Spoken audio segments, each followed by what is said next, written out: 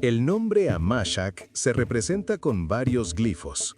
En uno de ellos, la imagen muestra dos formas alargadas y curvas, similares a chorros o flujos de agua. Tienen un aspecto orgánico y fluido, con curvas suaves e irregulares. En los extremos de cada figura hay elementos ovalados blancos bordeados en negro, como pequeños círculos o anillos.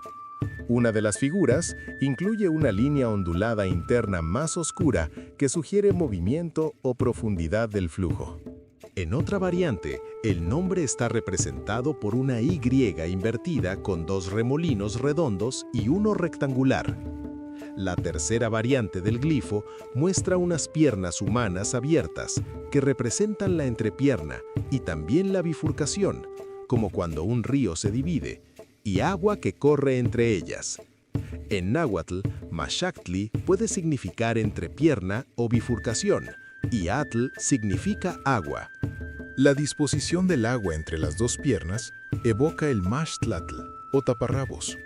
Así, aun cuando el glifo incluye piernas humanas, la idea central sigue siendo la división de las aguas al referirse al lugar.